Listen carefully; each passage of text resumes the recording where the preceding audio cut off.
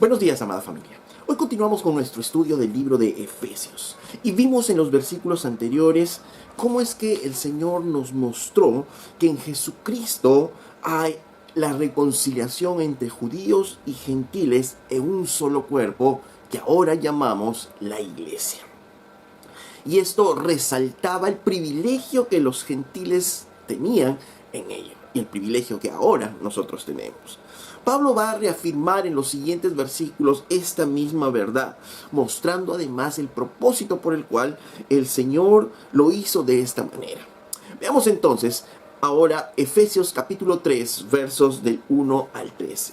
Y veamos los primeros versículos. Dice: por esta causa yo, Pablo, prisionero de Cristo Jesús, por vosotros los gentiles, si es que habéis oído de la administración de la gracia de Dios que me fue dada para con vosotros, que por revelación me fue declarado el misterio, como antes lo he escrito brevemente, leyendo lo cual podéis entender cuál sea mi conocimiento en el misterio de Cristo, misterio que en otras generaciones no se dio a conocer a los hijos de los hombres, como ahora es revelado a sus santos apóstoles y profetas por el Espíritu.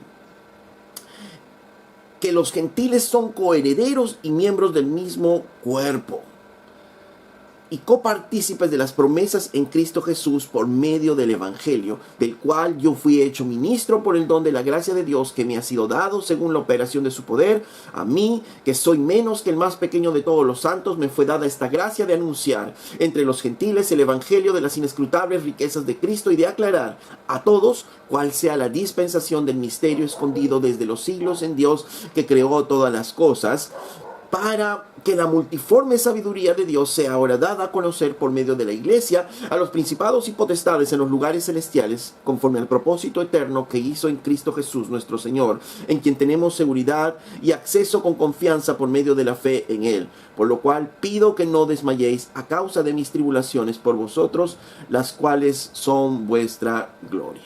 Ok, entonces regresamos al versículo 1, y en el versículo 1 Pablo dice: por esta causa yo, Pablo, prisionero de Cristo Jesús, por vosotros los gentiles. Pablo se presenta en primer lugar como un prisionero de Cristo. Recordemos que Pablo escribe esta carta desde la prisión.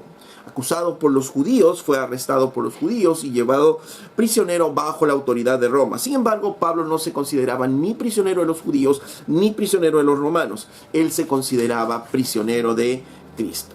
¿Por qué? Porque Pablo entendía que su Salvador, Jesucristo, fue quien lo llevó finalmente a la prisión. Pues si no hubiera sido su voluntad, nadie lo hubiera podido poner en prisión. Él era, por tanto, un prisionero de Cristo y de nadie más, ¿no? Y esto obviamente no elimina el pecado y la responsabilidad de los judíos, de los romanos, de sus captores. Pero Pablo tenía una perspectiva clara de la providencia de Dios. Y eso le permitía reaccionar adecuadamente a las circunstancias de la vida, aun cuando, como en este caso, fuese acusado injustamente. Él pudo haber dicho: ¿por qué a mí? Pero en toda la carta no hubo ninguna queja. Pablo no resaltó para nada esto, sino al contrario, vemos que él descansa en la soberanía de Dios. Y él sabía que Cristo lo quería en prisión, y por eso él dice que yo soy prisionero de Cristo. Todos como cristianos deberíamos entender cada vez más la providencia y sabiduría de Dios, porque solo así reaccionaremos adecuadamente ante toda situación adversa. Recordemos que la perspectiva o forma de ver las cosas es muy importante, porque de la manera como veamos las cosas vamos nosotros a reaccionar ante las circunstancias. Ya que más que las circunstancias, lo más importante es la reacción que tengamos a esas circunstancias. Ya que si todo lo que podemos ver es nuestra situación inmediata, entonces nuestras circunstancias nos van a controlar. Si todo lo que podemos ver nosotros son todo lo que nuestros ojos nos miran, entonces esas circunstancias van a controlar nuestras vidas. Si Pablo hubiera visto solo sus circunstancias, ya seguramente él habría dejado el ministerio por mucho tiempo atrás. Si él pensara que su vida estaba en manos de los perseguidores, de sus carceleros, seguramente ya se habría dado por vencido. Pero Pablo tenía una perspectiva muy clara. Por eso es que encontramos otros textos, por ejemplo, en las Escrituras, cuando nos dice: y sabemos que a los que aman a Dios todas las cosas les ayudan a bien. Esto es, a los que conforme a su propósito son llamados. Dice, sabemos que a los que aman a Dios, todas las cosas les ayudan a bien. O sea, esto es muy claro, ¿no? Es la perspectiva que debemos tener y esa perspectiva nos va a ayudar a reaccionar a las circunstancias. Pero no solo Pablo escribe esto aquí, también le escribe, por ejemplo, en Santiago, dice, hermanos míos, en Santiago 1, verso 2, dice, hermanos míos, tened por sumo gozo cuando os halléis en diversas pruebas, sabiendo que la prueba de vuestra fe produce paciencia. Mas tenga la paciencia su obra completa para que seáis perfectos y cabales sin que os falte cosa alguna. La perspectiva de Santiago decía, tengamos gozo cuando estemos aún en las pruebas, porque la prueba va a producir paciencia y esta paciencia finalmente va a producir una obra completa en nosotros y va a producir perfección en nuestras vidas, ¿no? Madurez en nuestras vidas, ¿no? Y esta era la perspectiva de que Dios tiene control de todo y está produciendo a través de estas circunstancias esta madurez en nosotros, en nuestras vidas. Filipenses capítulo 1, verso 12 dice, quiero que sepáis, hermanos, que las cosas que me han sucedido han redundado más bien para el progreso del Evangelio, de tal manera que mis prisiones se han hecho patentes en Cristo en todo el pretorio y a todos los demás. Y la mayoría de los hermanos, cobrando ánimo en el Señor, por mis prisiones se atreven mucho más a hablar la palabra sin temor. ¿No? Entonces, ¿qué es lo que está diciendo Pablo? Y esa es la perspectiva de Pablo. Ok, yo estoy acá en prisión, pero esto que está en prisión es al contrario bueno, porque a través de eso muchos están cobrando ánimo para poder hablar el evangelio sin temor, ¿no? Entonces, la perspectiva que tengamos de las situaciones nos va a ayudar a nosotros a reaccionar. Por tanto, un creyente vivirá feliz por la perspectiva de la vida que tenga, en cuanto pueda entender, pueda comprender más la providencia de Dios y la soberanía de Dios. Ahora nos preguntamos, ¿tú de quién eres prisionero? ¿Eres prisionero de Cristo o eres prisionero de tus circunstancias? Miras alrededor y eres prisionero de todo ello, lo que está a tu alrededor. Eres prisionera de repente de un marido desconsiderado. Eres prisionero de un hijo rebelde. Eres prisionero de un jefe abusivo. Eres prisionero de una salud deteriorada. Eres prisionero de una economía aplastada. O a pesar de todas esas circunstancias, te sientes como prisionero de Cristo Jesús, porque entiendes que es un Dios soberano que está permitiendo todas estas situaciones y que finalmente todas esas situaciones van a obrar para nuestro bien, aunque no podamos nosotros entenderlo todavía. ¿De quién eres prisionero tú? Ahora, Pablo refiere que además de ser prisionero del Señor, es prisionero de ellos mismos, de los gentiles, porque dice, por esta causa yo, Pablo, prisionero de Cristo Jesús, por ustedes los gentiles, ¿no? Pablo entiende que por la causa de su ministerio, que era por los gentiles, era el por qué Pablo finalmente estaba preso ahí en esa cárcel, ¿no? Y eso es lo que también los gentiles, en este caso los efesios, deberían entender. Sigue diciendo Pablo, por esta causa yo, Pablo, prisionero de Cristo Jesús, por vosotros los gentiles, si es que habéis oído de la administración de la gracia que me fue dada para con vosotros. En otras palabras dice, si es que habéis oído, a propósito de lo que ustedes han oído, ¿no? De que soy un administrador de la gracia de Dios para con ustedes, ¿no? Pablo se consideraba un administrador de la gracia de Dios, y eso es lo que le decía a ellos, ¿no? Ustedes ya han oído esto, si es que habéis oído, ya ustedes han oído esta situación de que yo soy un administrador de la gracia de Dios. Recordemos que un administrador es alguien que maneja los bienes de otro para el beneficio del dueño, no para beneficio propio. Entonces Pablo decía, yo soy un administrador de la gracia que Dios les ha dado a ustedes. Y la gracia no es solo obviamente la salvación, sino es todo lo que Dios nos da. Pues todo lo que Dios nos da es de pura gracia. No merecemos nada, no merecemos la vida, la salud, el trabajo, las cosas que tenemos, no mereceríamos nada. Pero el Señor derrama de su gracia y nos da todo aquello que nosotros tenemos. Y Pablo se veía como administrador de esa gracia que el Señor había derramado sobre los gentiles y obviamente también sobre su vida. Eso también nos enseña algo, que todos nosotros como creyentes deberíamos vernos, de acuerdo al llamado que cada uno tengamos, como administradores de la gracia que Dios nos ha dado.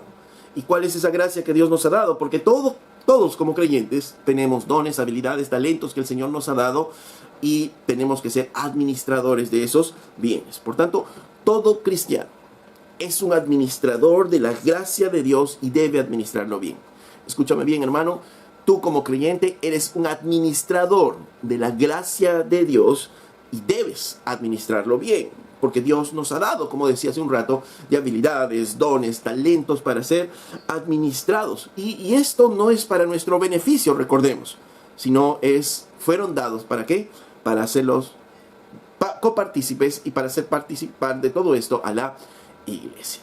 En otras palabras, todos esos dones, habilidades, talentos nos fueron dados para poder dar a otros, para poder servir a otros. Primera de Pedro, capítulo 4, verso 10, dice, cada uno según el don que ha recibido, dice cada uno, no está diciendo cada líder, cada pastor, cada anciano, no, es cada uno de nosotros. Ese es el llamado que tenemos, a ser administradores, cada uno de nosotros, según el don que ha recibido, según lo que has recibido, según lo que tienes tú, ministralo a otros como buenos administradores de la multiforme gracia de Dios. En otras palabras, aquí Pedro nos está diciendo que todos somos administradores de la gracia que Dios nos ha dado, de las cosas que el Señor nos ha dado. Y sigue diciendo en el verso 11, si alguno hable conforme a las palabras de Dios. Si alguno ministre conforme al poder que Dios da, para que en todo sea Dios glorificado por Cristo Jesús, a quien pertenecen la gloria y el imperio por los siglos de los siglos. Amén. Dice, ¿no? Entonces, si alguno habla, si alguno tiene esa capacidad para hablar, entonces úselo bien, sea buen administrador, hable las palabras de Dios, ¿no? Llénate de las palabras de Dios y habla las palabras de Dios. Eres un buen orador, tienes ese don, tienes ese talento de hablar, pues llénate de las palabras de Dios para poder hablar. Da otro ejemplo, Pedro dice, si alguno ministra, si alguno sirve, entonces sirva conforme al poder de Dios, ¿no? Sirva bien, ¿no? ¿Para qué? Para que en todo sea Dios glorificado. Y obviamente, ¿a quién vas a servir? Los primeros que están ahí son tus hermanos de la iglesia. Entonces, tú y yo somos administradores de todas las cosas que Dios nos da. ¿Para qué? Pero eso que nos ha dado Dios a nosotros no es para nosotros, sino es para servir a los demás. Por tanto, somos administradores de la gracia que Dios ha derramado para otros. En otras palabras, estás en una iglesia local y en esa iglesia local tienes tú algún talento, algún don, alguna habilidad que tienes. Capaz sabes tocar un instrumento musical, capaz sabes arreglar electricidad, sabes de electricidad y arreglar cosas eléctricas, sabes tú de sonidos, sabes tú de construcción, de pintar paredes, ¿no? Y diferentes habilidades que Dios te ha dado. ¿Pero para qué te ha dado? Para que administres bien esos talentos, esas habilidades que Dios te ha dado. ¿Pero para qué? ¿Para beneficio tuyo? No. Para que puedas darlo a los demás, para que así te conviertas en administrador de la gracia que Dios derramó para los demás, porque ya Dios lo hizo, Dios te puso en esa iglesia local, Dios te dio esas habilidades para que tú puedas servir a esa iglesia local. En ese contexto Pablo está hablando aquí, ¿no? Que somos administradores de la gracia de Dios para con los demás. Por tanto, tenemos que aprender a entregar nuestras habilidades, nuestros dones, nuestro tiempo, todo lo que Dios nos ha dado a nosotros para el beneficio de los demás. Porque, como dice Pedro, Dios nos lo ha dado temporalmente, mientras que estemos aquí en la tierra, para su gloria, para darle gloria a Dios. No para nuestra propia gloria, sino para darle gloria a Dios. Y un día nosotros vamos a tener que dar cuentas como administradores de esa gracia delante de Dios. Recordemos que el Señor nos ve como un cuerpo, somos el cuerpo de Cristo y como cuerpo de Cristo tenemos cada uno de nosotros una función que cumplir dentro de ese cuerpo. Y eso es parte de poder dar de nuestros dones, habilidades, talentos, lo que el Señor nos dé para el beneficio de los demás. Particularmente Pablo tenía una gracia derramada para él, que era la revelación, dice, de un misterio. Y eso es lo que Pablo nos habla en el siguiente versículo, en el verso 3, dice, si es que habéis oído de la administración de la gracia de Dios que me fue dada para con vosotros, que por revelación me fue declarado el misterio, como antes lo he escrito brevemente, leyendo lo cual podéis entender cuál sea mi conocimiento en el misterio de Cristo. ¿No? Entonces Pablo está diciendo que a él se le ha dado una gracia, que no era para él, sino para los demás, administrar esa gracia. Era ese misterio, ¿no? Ese misterio dado a los gentiles y el cual él estaba administrando. Y es muy interesante, ¿no? Porque esa palabra misterio a veces uno puede pensar que se refiere valga la redundancia, a cosas misteriosas, a cosas incomprensibles, cosas que uno no puede entender. De repente yo dejé unos libros en un lugar y ahora desaparecieron. Eso es algo misterioso. ¿Quién lo habrá cogido? ¿Quién se lo habrá llevado? ¿Cómo habrá desaparecido? Y eso es algo misterioso. Y generalmente tenemos la idea de estos eventos o una situación parecida como misterio. Pero misterio, la palabra misterio usado en en la Biblia, más bien nos habla de una verdad que habría permanecido oculta y solo pudo ser manifiesta por la revelación de Dios. Una verdad que ha estado oculta y que solo Dios lo puede revelar. Eso es un misterio en el contexto bíblico. Y por eso es que Pablo claramente dice que por revelación me fue declarado el misterio, ¿no? Entonces, lo que está diciendo Pablo es que no es que él lo haya encontrado por sus abundantes estudios, por su abundante dedicación, no, sino es que Dios ya lo había, ¿qué? Dios se lo había revelado. Que sin Dios, sin la revelación de Dios, él no podría haberlo deducido de ninguna otra manera, ¿no? Entonces Dios reveló estas cosas a Pablo, ¿no? Y de la misma manera, Dios revela su voluntad en la palabra de Dios. Por eso tenemos ahí en su palabra la revelación de toda su voluntad. Porque nosotros no hubiéramos podido deducirlo de repente, por más que estudiemos, pero Dios lo reveló y tenemos ese privilegio, su palabra, ¿no? Que es toda su voluntad revelada para nosotros los hombres. Pero sigamos en el texto, dice que por revelación me fue declarado el misterio, como antes lo he escrito brevemente. Recordemos que en líneas arriba, Pablo había ya escrito acerca de este misterio. ¿Y cuál era este misterio? La inclusión de los gentiles en el plan de redención. Dice, verso 4, leyendo lo cual podéis entender cuál sea mi conocimiento en el misterio, ¿no? Leyendo, ustedes puedan entender, dice, este misterio. Pablo tenía que dejar un registro de esta revelación. ¿Para qué? Para beneficio de toda la iglesia. Y por eso es que tenemos ahora el Nuevo Testamento, no solo con Pablo, sino con los otros apóstoles y otros que escribieron en el Nuevo Testamento. La revelación de Dios, ellos tenían que dejarla por escrito para que nosotros, al leerla, como dice en el verso 4, podamos entender que la voluntad de Dios. Algunos dicen, no, es que yo no quiero entender de doctrinas, no quiero saber nada, yo solo quiero saber cosas prácticas como ser esposo, como ser esposa, cómo administrar mis finanzas, y de todo esto habla inclusive la carta a los Efesios. Sin embargo, todo descansa en una buena comprensión de la doctrina bíblica. Recordemos que los 3 primeros capítulos de Efesios que estamos viendo son eminentemente doctrinales. No hay ningún mandato de Dios. Son eminentemente doctrinales para explicarnos las bases de nuestras vidas como creyentes, cómo estábamos nosotros, los privilegios que tenemos ahora en Cristo Jesús, los privilegios que tenemos como iglesia. Está explicándonos Pablo todo ello, ¿no?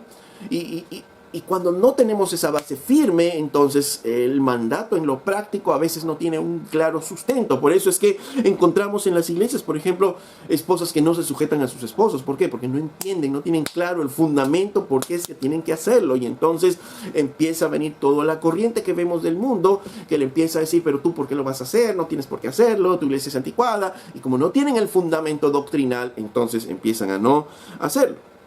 Igualmente con los esposos, porque hay esposos que cumplen deficientemente sus deberes como esposos en sus casas, como ser el protector, como ser el proveedor, como ser el sacerdote en sus casas. ¿Por qué? Porque hay una mala comprensión de la doctrina bíblica, de las bases justamente que está poniendo en este caso Pablo, a la iglesia, ¿no? Por eso es que aplican mal, ¿no? Hay una deficiencia justamente en la aplicación, porque no entienden, no llegan a entender cómo es que el amor redentor de Cristo entra en todo esto. Y entonces, por ejemplo, ¿no? El hombre se pone en una posición de decir, no, yo soy cabeza, entonces tú tienes que obedecerme a mí. Entonces eso no tiene ningún sentido dentro del cristianismo. ¿Y por qué actúan algunos así? Porque no entendieron o no les instruyeron en la doctrina esencial del cristianismo, como Pablo nos está instruyendo en estos 3 primeros capítulos, ¿no? Cuando no entendemos esta base esencial, encontramos por ello cristianos deprimidos, cristianos derrotados, cristianos desalentados e inclusive cristianos mundanos dentro de la iglesia. Es un absurdo, pero inclusive encontramos gente que está en la iglesia y está actuando como gente del mundo. ¿Por qué? Porque son seducidos por el mundo, porque no han entendido cuál es la esperanza a la cual han sido llamados, no han entendido las riquezas de la gloria en Cristo Jesús, no han entendido el poder que tienen dentro de ellos, etcétera, etcétera, ¿no? Y en la medida que crecemos en el conocimiento doctrinal, nuestra vida espiritual también va a ir creciendo, se va a ir afirmando cada vez más. Por eso es que Pablo lo dejó por escrito, ¿no? Y por eso dice aquí, como antes lo he escrito brevemente, leyendo lo cual podéis entender cuál sea mi conocimiento en el misterio. Y por eso es que lo ha dejado escrito, para que nosotros podamos, ahora también en la posteridad, podemos entender este misterio, podamos entender la voluntad de Dios para con nosotros, para con nuestras vidas. Así es que, aun cuando nos encontremos en con pasajes difíciles, con doctrinas difíciles, es nuestro deber estudiarlas y es nuestro deber enseñar también a los demás. Seguimos avanzando, verso 5, dice, misterio que en otras generaciones no se dio a conocer a los hijos de los hombres, como ahora es revelado a sus santos apóstoles y profetas por el Espíritu, que los gentiles son coherederos y miembros del mismo cuerpo y copartícipes de la promesa en Cristo Jesús por medio del Evangelio. ¿De qué misterio está hablando Pablo? Pablo mismo está diciendo. ¿De qué? La plena participación de los gentiles en la salvación de Dios, ¿no? Dice el verso 6 que los gentiles son coherederos, son miembros del mismo cuerpo y son copartícipes de las promesas de Cristo Jesús. Este misterio que tal vez para nosotros ahora en este lado de la cruz no es un gran misterio, pero para ellos sí era algo que no podían entender totalmente, ¿no? Porque recordemos que en la cruz, ¿no? Cristo nos reconcilió con Dios, pero a su vez nos reconcilió entre nosotros. Entonces ya no hay judíos, gentiles, ya no hay varón, mujer, ya no hay esclavo, libre. Todos somos uno en Cristo y tenemos el mismo acceso a Cristo Jesús. Somos todos coherederos por igual de la gracia de Dios. Una verdad que dice se había dado a conocer ya en las generaciones anteriores, pero que no se entendía claramente, ya que los profetas del Antiguo Testamento inclusive declararon estas verdades, pero no la entendieron totalmente. Ellos no podían entender esto si es que Dios no les revelaba, ¿no? Eso es lo que nos decía Pablo. No podían entender cómo que la teocracia de Dios del antiguo Israel desaparecería y que en su lugar se levantaría una institución llamada iglesia, en la cual los gentiles y los judíos participarían con igualdad de derechos. Recordemos que en la antigüedad aún había un espacio para los gentiles, pero los gentiles tenían que convertirse al judaísmo, o sea, tenían que circuncidarse y obedecer las leyes del judaísmo. Entonces, cuando viene Cristo Jesús en su cruz, que dice, ya la institución de la teocracia en Israel es eliminada, y ahora surge una nueva institución que es la iglesia, ¿no? En la cual judíos y gentiles ahora tienen los mismos privilegios, ¿no? Entonces Pablo estaba diciendo que este misterio no se dio a conocer a las generaciones anteriores, ¿no? Y no es que, vuelvo a decir, no es que los profetas del Antiguo Testamento no lo dijeran, sino es que no lo entendieron claramente, ¿no? Por ejemplo, encontramos desde Génesis, ¿no? Cuando le dice el Señor a Abraham, y en ti serán benditas todas las familias de la tierra, ¿no? No podían entender la magnitud de lo que significaba, pero lo que el Señor estaba hablando ahí era de la iglesia, de la inclusión en la iglesia de gentiles, de todas las familias de la tierra, de la posibilidad de que todos entren incluidos ahí a la iglesia, pero obviamente eso no podían entenderlo ellos, ¿no? Y como entendían ellos esta bendición de Abraham para todas las familias de la tierra, era a través de Israel, que todas las familias de la tierra podían convertirse al judaísmo, seguir las normas del judaísmo y así tener bendición, pero obviamente los judíos estarían en primer lugar, ¿no? Tenían más beneficios por ser descendientes de Abraham y todo ello, como lo hemos explicado en el video anterior, ¿no es cierto?, en los versículos anteriores. Sin embargo, Pablo ahora está diciendo todo eso se ha roto y este era un misterio que tal vez no entendían antes los apóstoles, pero que ahora nosotros tenemos el privilegio de poder entender, ¿no? De que nosotros podamos entender todo esto que el Señor estaba diciendo. Y a veces no llegamos a entender el privilegio que realmente tenemos ahora de poder mirar toda la revelación completa de la voluntad de Dios. Algunos hermanos dicen, no, yo hubiera querido vivir en el Antiguo Testamento. Si Dios me hablara en sueños o me hablara por un profeta como Isaías, sería todo fácil, sería todo directo. No, no es así. Porque Dios, si bien es cierto, habló, pero estamos en un tiempo en el cual Dios ha hablado más claramente. Los profetas tenían una idea, una perspectiva de las cosas, pero no entendían totalmente las cosas, ¿no? Isaías, por ejemplo, habló del siervo sufriente, ¿no? De ese Mesías sufriente, pero no lo entendió totalmente en toda la plenitud de todo ello, ¿no? Entonces los profetas hablaban de un rey que gobernaría, pero además de un siervo sufriente y no entendían cómo poder encajar todo ello. Nosotros ahora tenemos en este lado de la cruz, en este tiempo, un tiempo de privilegio al poder conocer la obra completa del Señor a través de la revelación de la palabra de Dios. Por tanto, todos como creyentes no deberíamos pensar, qué mejor hubiéramos vivido en esos tiempos. No, vivimos un tiempo privilegiado en el cual el Espíritu de Dios nos ha dado a conocer la revelación completa de Dios a través de su palabra. Y esto lo ha hecho, como dice Pablo, dice, a través, dice, el misterio que en otras generaciones no se dio a conocer a los hijos de los hombres, como ahora es revelado a sus santos apóstoles y profetas por el Espíritu, ¿no? Que los gentiles son coherederos y miembros del mismo cuerpo y copartícipes de las promesas de Cristo Jesús por medio del Evangelio. ¿A través de quiénes vino esta revelación? A través de los apóstoles y profetas, por el Espíritu de nuevo, ¿no? Solo el Espíritu de Dios pudo traer eso a través de los apóstoles y profetas, ¿no? Quienes escribieron el Nuevo Testamento fueron los apóstoles, ¿no? Sobre el cual, como ya habíamos hablado y Pablo había dicho, sobre el cual es el fundamento de toda la iglesia, ¿no? Entonces, el fundamento de toda la iglesia es la revelación dada por Dios a los apóstoles, ¿no? Y que ¿dónde está consignado? En la Biblia, en la palabra de Dios. Y recordemos que en los primeros años, obviamente, la iglesia estaba pasando un tiempo de transición, y mientras se escribía el Nuevo Testamento, porque el Nuevo Testamento no se escribió en un momento, se escribieron en varios años a través de las diferentes cartas que escribían los apóstoles, ¿no? Pablo, Pedro, Juan y otros escritores como Marcos, Santiago, ¿no? Entonces, Mateo, ¿no? Lucas, ¿no? A través de todos ellos que empieza a escribirse toda la revelación de Dios. Entonces, mientras que el Señor también a través del Espíritu Santo pone profetas que empiezan a revelar la voluntad de Dios. Porque imagínense, en los primeros años la iglesia, entonces, ¿cómo se conduciría? ¿Cómo es que nosotros caminamos? ¿Cuál es esta verdad? ¿Cómo entran los gentiles aquí? ¿Cómo debemos actuar como esposos? ¿Qué es nuestros privilegios como creyentes? Entonces, todo eso todavía estaba siendo escrito. Pero el Señor no dejó a la iglesia huérfana, sino que puso a los profetas para que también pongan la revelación de la voluntad de Dios. Por eso es que Pablo dice, es que ahora es revelado a sus santos apóstoles y profetas, ¿no? Entonces, Dios revela a través de los apóstoles, de los profetas, para poner el fundamento que ha sido revelado y que está escrito en la palabra de Dios, a través del cual, como dice Pablo, nosotros como iglesia vamos creciendo, ¿no? Y siendo, no nos olvidemos, la piedra fundamental de toda esta construcción es Cristo mismo. Sobre Cristo mismo se puso el fundamento, y recuerden, el fundamento se pone una sola vez, y de ahí para adelante la construcción. Las zapatas de una construcción se ponen una sola vez, ¿no es cierto? Se pone bien puesto el fundamento de la construcción, la roca firme sobre la cual está sustentado todo esto, y de ahí para adelante la construcción del edificio llamado iglesia, con piedras vivas que somos cada uno de nosotros.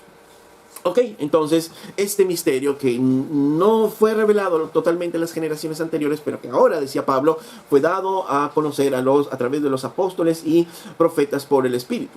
Que los gentiles, ¿cuál era? Que los gentiles son coherederos y miembros del mismo cuerpo y copartícipes de las promesas en Cristo Jesús por medio del Evangelio, del cual yo fui hecho ministro por el don de la gracia de Dios que me ha sido dada según la operación de su poder. Pablo decía, o Pablo se veía también como un ministro, como un servidor de ese don, como un ministro, como un servidor de esa gracia, no solo como administrador, sino Pablo también se veía como alguien que servía, ¿no? Y dice, del cual yo fui hecho ese servidor por el don de la gracia de Dios, no porque yo me lo merecía, sino yo fui servidor de toda esta gracia porque el Señor me entregó este servicio, ¿no? Y me ha sido dado según la operación de su poder, nuevamente, ¿no? No está el poder en mí, no está en lo que yo hago, no está en mi intelecto, no está en mi sabiduría, sino según el poder que Dios me ha dado a mí. Eso es lo que decía Pablo. Y luego dice Pablo, a mí, que soy menos que el más pequeño de todos los santos, me fue dada esta gracia de anunciar entre los gentiles el evangelio de las inescrutables riquezas de Cristo, ¿no? Pablo consideraba el servicio que daba a Dios como un privilegio. Dice, a mí me fue dada esta gracia por el poder de Dios, a mí que soy el más pequeño de todos los santos. ¿Y por qué decía esto? Porque obviamente veía el servicio que daba a Dios como un gran privilegio. Y aún a pesar que él estaba en prisión y podía sentir el peso de este servicio, él sentía como un privilegio el poder servir a Dios a través justamente de todo lo que él hacía, de predicar el Evangelio. Y hermanos, servir a Cristo debería ser un enorme privilegio a pesar de todas las penurias que pueden haber en el camino. Hubo un hombre en Inglaterra, William Carey, que le decía a su hijo, hijo, si Dios te llama a su servicio, Si Dios te llama a su servicio, no te rebajes siendo el embajador del rey, pues servir al Rey de Reyes es un gran privilegio. William Carey también sirvió al Señor, un zapatero que tenía una esposa enferma, pero sirvió al Señor. Una de las maneras fue traduciendo las Biblias a diferentes dialectos de la India, ¿no? Entonces, miren, este hombre le dijo a su hijo, este hombre le dejó como legado a su hijo, le dijo, en otras palabras, ¿no? Si Dios te llama a servirle a Él, pero a su vez tienes el llamado del rey de Inglaterra para servirle a Él como embajador, ¿qué le dice? Hijo, no te rebajes ser servidor del rey, porque servidor de Cristo, el Rey de Reyes, es un gran privilegio, ¿no? Y eso mismo nosotros deberíamos sentir en nuestros corazones, el privilegio de poder servir al Rey de Reyes. Y deberíamos sentirnos, cada uno de nosotros, con ese orgullo de poder servir a nuestro Dios. Y esto nos lleva a unas preguntas también simples para nosotros. ¿Realmente nos sentimos así privilegiados en servir a Dios? ¿Nos sentiríamos privilegiados? ¿Nos emocionaríamos si nuestros hijos desean servir a Dios? ¿Quisiéramos que nuestros hijos sirvieran a Dios? Sin embargo, debemos recordar que el llamado a servir a todos es un llamado de todos, ¿no?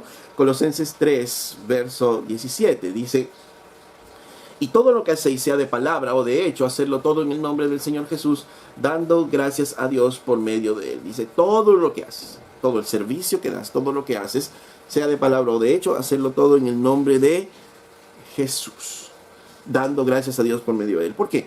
Porque cuando nosotros, dice todo lo que hacemos, eso incluye nuestro trabajo diario, ¿no? Porque de repente no estamos, digamos, sirviendo a la iglesia a tiempo completo, no estamos predicando en la iglesia, ¿no? Pero sí estamos saliendo a trabajar, sí nos estamos quedando en casa de repente para servir a nuestra casa, como el esposo sale a trabajar y tu mujer te quedas en casa cuidando a los hijos, ¿no?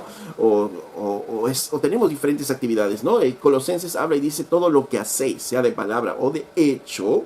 Dice, hacerlo todo en el nombre de Jesús. En otras palabras, todo lo que hacemos, todo nuestro servicio debe ser dado para el Señor. Todo lo que hacemos debe ser para darle la gloria a Él. Entonces, Pablo entendía que solo el poder de Cristo podía hacerle servir de esa manera. Y que solo era por su poder que Él se podía mantener en el servicio, ¿no? Y sin el poder de Dios, ¿no? Él no podría, con todas sus capacidades, hacer todo lo que él estaba haciendo. Y alguien podría decir, pero ¿cómo yo puedo servir? Yo no tengo esas capacidades, ¿no? Ese poder que me ha dado el Señor, como a Pablo le ha dado, ¿no? Y si bien es cierto, sabía Pablo que ese poder venía de Dios, recordemos que cada uno de nosotros tenemos dones, talentos para servirlo, para ponerlo a los pies de la iglesia y para poder servir a los demás, y cada uno de nosotros tenemos que sentirnos privilegiados por ello. Cada uno en el llamado que tenemos, como padres, como hijos, como esposos, como esposas, como trabajadores de un lugar, todo hacerlo para la gloria de Dios. Todo es un servicio para nuestro Dios, ¿no? Somos servidores de Dios y debemos considerarnos orgullosos, dignos de ese llamado, de servirle a Dios como un esposo, de servirle a Dios como una esposa, de servirle a Dios como padre, de servirle a Dios como un médico, de servirle a Dios como un abogado, de servirle a Dios como un ingeniero, de servirle a Dios como un zapatero, de servirle a Dios como un vendedor en una tienda, de servirle a Dios como ama de casa, de servirle a Dios de las diferentes maneras a las cuales el Señor nos puede haber llamado. Debemos sentir esa dignidad que el Señor pone en ese llamado. Pablo decía, a mí el más pequeño, dice, de todos, ¿no? los gentiles, ¿no? Decía Pablo ahí en ese versículo 8, dice, a mí que soy el más pequeño de todos los santos, me fue dada la gracia de anunciar entre los gentiles. ¿Por qué es que Pablo hablaba del más pequeño, ¿no? ¿Por qué? Porque él nunca olvidó quién era antes de Cristo.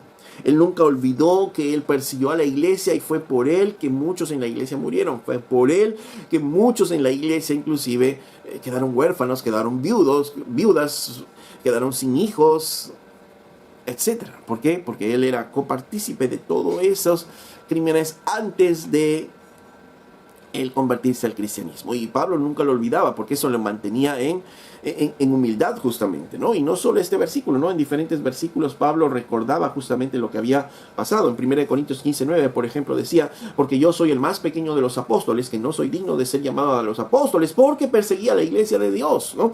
Pablo decía: yo no soy digno de ser llamado apóstol, porque yo perseguía la iglesia de Dios, pero si soy apóstol, eso es por la voluntad de Dios, es por el poder de Dios, porque yo no soy digno, no merezco este privilegio, no merezco esta gracia, ¿no? Primera de Timoteo, capítulo 1, verso 15, dice: palabra fiel y digna de ser recibida por todos, que Cristo Jesús vino al mundo para salvar a los pecadores, de los cuales yo soy el primero, soy el más grande pecador. Yo perseguía a la iglesia, ¿no? Pablo decía eso, ¿no? Vino para poder salvar a los pecadores, del cual yo soy el primero, el mayor pecador, ¿no? Yo no soy digno por todas las cosas que hice, pero sin embargo fue puesta esta gracia por el poder de Dios. Yo, que soy el más indigno de todos para poder recibir esta gracia. Soy el más pequeño de todos los santos, como decía en el verso 8. ¿Por qué? Porque él sabía lo que había hecho y nunca se olvidaba. Y eso no es que no se olvidaba para torturarse, ¿no? Y sentirse mal, no. Sino recordaba todo ello. ¿Para qué? Para mantener un equilibrio. Pues toda la revelación que el Señor le estaba dando podía ponerlo en desequilibrio y poder sentirse de repente orgulloso, pero eso lo mantenía en humildad, porque le hacía ver: hey, ¿tú de dónde saliste? ¿Quién eras antes? ¿No? Y esto, lo que tienes, estas capacidades que estás teniendo ahora, es solo por la pura gracia de Dios. Tú ni te lo merecías. Entonces eso mantenía en equilibrio su vida. Y eso debe mantener también en equilibrio nuestras vidas. Recordemos nuestros pasados. A veces cuando pasa el tiempo, como cristianos, nos olvidamos lo que fuimos, pero no debemos olvidarnos lo que fuimos, porque eso nos da ¿qué? Nos da una idea clara de qué es lo que Cristo ha hecho por nosotros. Y cuando nosotros queremos hacer algo y nuestro orgullo empieza a levantarse, nos recordemos de dónde nos sacó el Señor, quiénes éramos nosotros antes del Señor, y que por su gracia, solo por su gracia, nosotros estamos aquí. Sigue diciendo en el verso 8: me fue dada esta gracia de anunciar entre los gentiles el evangelio de las inescrutables riquezas de Cristo Jesús, ¿no? Esa palabra inescrutables habla de algo que no puede ser rastreado, algo que no puede ser comprendido hasta el final. Y esto es lo que nos está diciendo Pablo, ¿no? A mí se me fue dada esta gracia, ¿no? Este regalo de anunciar a los gentiles, esto algo inmerecido. Yo no merecía esto, pero me fue dado el anunciar a los gentiles estas riquezas de Dios que no vamos a poder entenderla totalmente. Estas riquezas de Dios que son tan grandes que no vamos a poder entender. No sé cuál sea el entendimiento que tengamos del evangelio, pero algo muy rico y muy alentador es que las riquezas de Dios son inescrutables. Las riquezas de Cristo son inescrutables, y cada vez nos vamos sorprendiendo más y nos vamos llenando más al poder entender justamente esta gracia de Dios, estas riquezas de Cristo Jesús, ¿no? Y el mundo nos ofrece ilusiones pasajeras, riquezas pasajeras, deleites pasajeros. Pero las riquezas que Cristo nos da cada vez son mayores, profundas y enriquecedoras para toda nuestra vida. ¿Algún día llegaremos a conocer todas las riquezas de Dios? No, seguiremos aprendiendo más y más de nuestro Dios. Verso 9 dice Pablo: y de anunciar a los gentiles las inescrutables riquezas de Cristo, y de aclarar a todos cuál sea la dispensación del misterio escondido desde los siglos en Dios, que creó todas las cosas. Dice de aclarar, de traer luz, de revelar, de dar a conocer, ¿no? Dice Pablo sabía eso, ¿no? Yo tengo esa misión de dar a conocer a todos, desde los siglos en Dios que creó todas las cosas, de dar a conocer este misterio profundo ahora en estos tiempos, ¿no? Pablo debía dar a conocer no solo a gentiles, sino también a los judíos esto, ¿no? De que ambos eran un solo pueblo, una sola iglesia, una verdad escondida desde los tiempos antiguos. Y obviamente esto nos hace ver la importancia una vez más de poder mirar todo el consejo de Dios, ¿no? Eso es lo que Pablo decía: es mi función de aclarar a todos cuál sea la dispensación. Y pastores, ancianos, líderes, ese es nuestro deber, ¿no? El llamado que tenemos es de poder aclarar a todos nuestros hermanos cuál es este misterio escondido, cuál es esta revelación de Dios que ya nos la ha dado, que está ahí en su palabra, y que nosotros tenemos que entenderla, profundizarla, estudiarla. ¿Para qué? Para dar a conocer. Si tenemos ese llamado, es para dar a conocer estas riquezas que el Señor nos ha dado. Así como Pablo decía, ¿no? Mi misión es de aclarar a todos, ¿no? Cuáles son estas riquezas, este misterio que estaba escondido antes y que ahora fue revelado, ¿no? Entonces la voluntad de Dios total, fue escondida en los tiempos antiguos, pero ahora la tenemos revelada a través de su palabra. ¿Y cuál es nuestra misión? Dar a conocer esta palabra, aclarar de repente lo que no está entendible en la palabra de Dios. Esa es nuestra misión.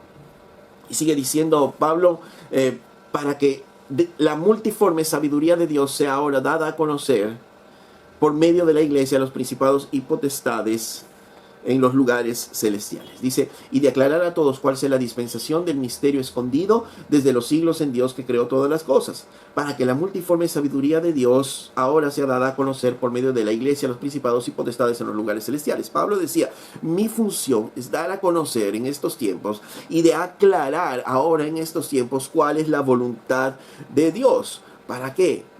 Para que por medio de la iglesia, dice, sea dada a conocer la multiforme sabiduría de Dios a los principados y potestades en los lugares celestiales. Miren, Pablo decía, mi función es aclarar a todos, a toda la iglesia ahora, que ellos puedan conocer, que ellos puedan entender, ¿no? ¿Para qué? Para que cuando la iglesia empiece a entender, empiece a actuar de una forma que dé gloria a Dios.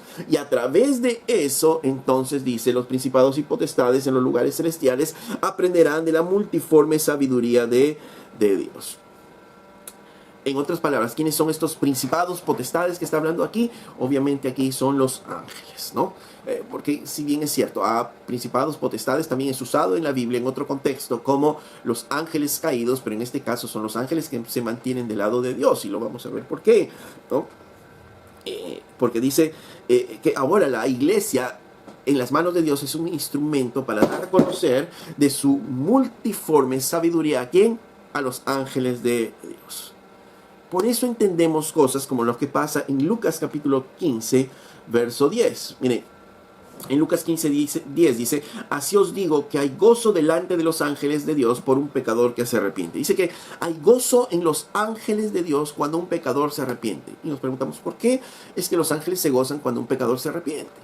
Es que los ángeles están mirando a la iglesia, están mirando a la iglesia, y a través de la iglesia ellos están aprendiendo la multiforme sabiduría de Dios. Primera de Pedro capítulo 1 verso 10.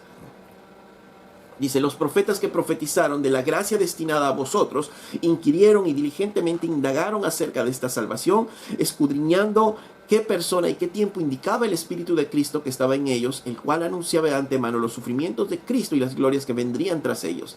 A esto se los reveló que no para sí mismos, sino para otros, administraban las cosas que ahora os son anunciadas por los que os han predicado el Evangelio por el Espíritu Santo enviado del cielo, cosas en las cuales anhelan mirar los ángeles, ¿no? Entonces, que dice, los ángeles están anhelando mirar estas cosas que ahora han sido reveladas, dice Pedro, que ahora se nos ha dado a nosotros para administrar, ¿no? Para nosotros para poder anunciar, ¿no? Que era la prédica del Evangelio a través del Espíritu Santo, ¿no? Entonces, Pablo estaba diciendo, Pedro, en este caso, que los ángeles están anhelando mirar esto. Y Pablo nos dice que la iglesia es un instrumento de Dios para mostrar la multiforme sabiduría de Dios. Entonces, los ángeles están contemplando la iglesia, porque ahí van a aprender. ¿Y qué van a aprender? Cosas, por ejemplo, cómo es que un pecador, cosas como que un hombre que está muerto en sus delitos, en sus pecados, de pronto es redimido, y el actuar que tenía ahora es un actuar totalmente diferente. Ese pecador que le gustaba el pecado, cómo es que ahora, después del actuar de Dios, cómo es que ahora es salvo y está caminando en santidad. Y eso causa ¿qué? Asombro a los ángeles. Por eso es que cuando un pecador se arrepiente, para ellos esto es imposible. Alguien que está muerto, ¿cómo ahora puede estar alabando a Dios? Y para ellos es un gozo completo el ver cada pecador que se comienza a arrepentir, porque ahí comprenden que la gran sabiduría de Dios, de que como enviando a su Hijo Jesucristo y sufriendo en la cruz, todas las cosas que sufrió, ahora un hombre que estaba muerto puede ser una nueva criatura, ¿no? Y estos se deleitan los ángeles, y como dice Pedro, ellos están anhelando mirar y contemplar en la iglesia. Ellos vieron cómo Cristo Jesús descendió, se hizo hombre, se humilló hasta una muerte y muerte en cruz, y ahora pueden ver ellos cómo todo ello tuvo un gran propósito, el salvar a estos hombres y juntarlos en lo que ahora se llamaría iglesia, ¿no? Y glorificar a Dios a través de ella. Y entonces los ángeles, cada vez que entienden más y más de esta sabiduría de Dios, entonces comienzan a glorificar mucho más a Dios, ¿no? Entonces el supremo propósito de la iglesia es, por tanto, glorificar a Dios al mostrar que la sabiduría de Dios, en la cual los ángeles se llenan de gozo y de alabanza para con Dios. La iglesia no es un fin en sí mismo, sino es un medio, recordemos, para glorificar a Dios. Los ángeles sienten admiración y alaban la sabiduría de Dios en la cruz. Los ojos de los ángeles siempre están puestos en la iglesia. Mire otros pasajes, ¿no?, que nos habla Pablo. 1 Corintios 11:10. Dice, por lo cual la mujer debe tener señal de autoridad sobre su cabeza por causa de los ángeles. En otras palabras, mujeres, estén sujetos a sus esposos por causa de los ángeles. Los ángeles están viendo y van a aprender ahí, van a ver el misterio y la sabiduría de Dios. Que cómo es posible que una mujer esté sujeta a su esposo. Oh, eso solo Dios lo puede hacer. Y los ángeles se maravillan de eso. Por eso Pablo ahí dice, por causa de los ángeles. Ni siquiera habla por causa de tu esposo, ni siquiera habla por causa del hombre con el que te casaste, sino por causa de los ángeles, porque ellos están mirando toda la maravilla y la sabiduría de Dios. 1 Timoteo 5:21 dice, te encarezco delante de Dios y del Señor Jesucristo y de sus ángeles escogidos que guardes estas cosas sin prejuicios, no haciendo nada con parcialidad. Pablo le dice a Timoteo, te encarezco delante de Jesucristo y de sus ángeles, que guardes todas estas cosas sin prejuicio, no haciendo nada con parcialidad. ¿Por qué le dice a Timoteo, te encarezco delante de Jesús y de sus ángeles? Porque sus ángeles están ahí, mirando todas las cosas que hacemos. Todo lo que los pastores ancianos hacemos, todo lo que ustedes que están escuchando la palabra de Dios domingo tras domingo están haciendo. Los ángeles están mirando y aprendiendo a través de cómo se desarrolla la iglesia, la multiforme sabiduría de Dios. Hermanos, cuando nos reunimos, cosas maravillosas pasan que no podemos entender, que de repente nuestros ojos no pueden mirar, pero cuando estamos reunidos como iglesia, por ejemplo, dice que el Señor habita en medio de la alabanza de su pueblo, está en medio de nosotros. Cristo está paseándose por toda su iglesia. Nos constituimos en el templo santo de Dios, ¿no? Y Dios habita en su templo, es morada, nosotros somos morada de Dios. Es Cristo estando ahí y es como...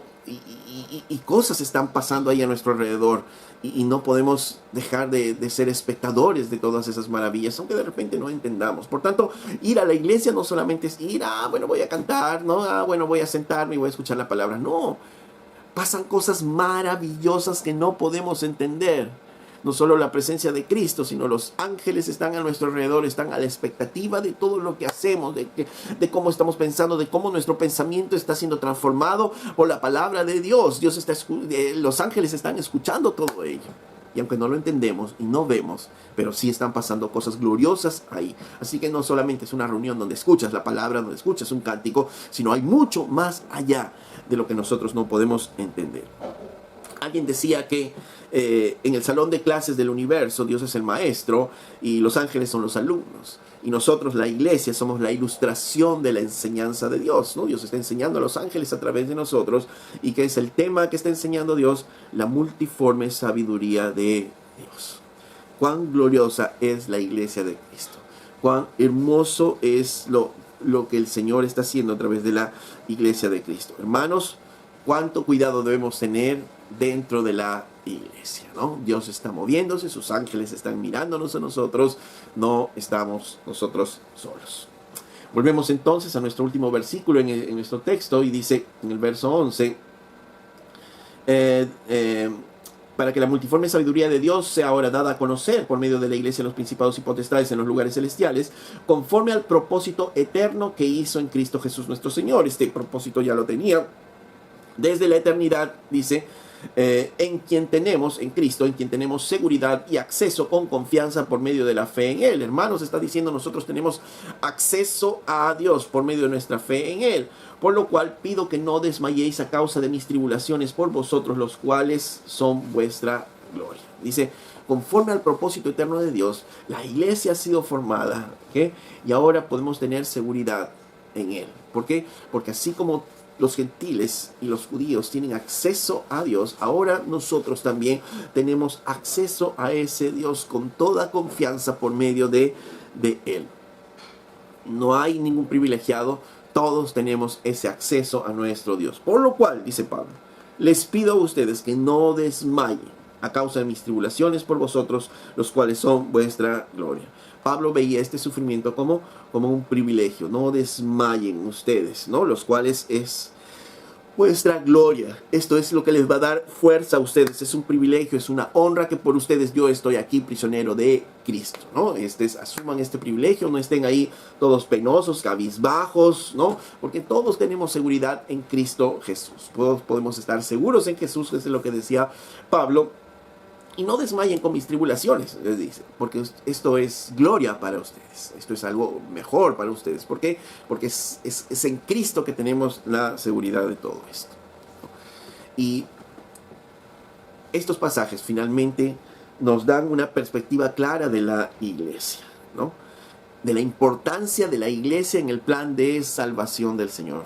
La importancia de la iglesia en medio de todos los hechos de Dios. Por eso es que alguien que pretenda vivir una vida cristiana fuera de la iglesia es un absurdo antibíblico, ¿no? No tiene ningún sentido, ¿no? Y nosotros también tenemos la misma perspectiva de la iglesia que Pablo nos está mostrando. Manifestamos en nuestra vida la alegría de participar de todas las riquezas de la gloria de Dios. Nos preguntamos, ¿es la iglesia tan importante para nosotros como lo fue para Pablo? ¿Es tan importante la iglesia para nosotros como lo es para el Señor, como lo es para los ángeles del cielo? ¿Cuidamos nuestra vida espiritual para que la gloria de Cristo viva constantemente en su iglesia? ¿Es la iglesia una prioridad en nuestras vidas? ¿Estamos nosotros poniendo nuestros talentos, nuestras habilidades al servicio de la iglesia para glorificar a Cristo finalmente? Estas deberían ser las preguntas que cada uno de nosotros debemos respondernos, ¿no? Pablo nos dice que es prisionero de Cristo, un servidor de Cristo, y esto es como nosotros también debemos sentirnos nosotros, parte de los privilegios de ser creyentes. Las circunstancias no somos prisioneros de las circunstancias, somos prisioneros de Cristo. Y tenemos ese privilegio. Tenemos el privilegio de servirle donde el Señor nos ha llamado. Y debemos considerar eso una gran honra para nuestras vidas. Y recordemos que Dios ya reveló su voluntad en su palabra. Y pone de realce importante este misterio que no había dado a conocer antes, que es la iglesia. La iglesia donde todos, caminando, aprendiendo a caminar en el Señor, vamos a servir de ejemplo para mostrar la multiforme sabiduría de Dios a los ángeles y ellos puedan finalmente glorificar cada vez más y más a Dios. De manera que cada domingo que nos reunimos no solamente es un canto, no solamente es sentarnos a escuchar la Biblia o la predicación, sino se mueve a nuestro alrededor. Cristo Jesús y sus ángeles están mirando nuestras vidas. Que el Señor nos dé la sabiduría para conocer más y la sabiduría para poder entender la importancia de la iglesia dentro del plan redentor de Dios, para hacernos así partícipes de la iglesia y abrazar con amor lo que Dios ha formado desde antes de la fundación del mundo y que fue su deseo, formar la iglesia. Amén. Si esta enseñanza ha sido de bendición para tu vida, yo te pido que tú le des un me gusta a la enseñanza y además, si no estás suscrito al canal, te suscribas al canal para seguir recibiendo enseñanzas como estas y además transmite estas mismas enseñanzas a otros para seguir difundiendo la palabra de Dios.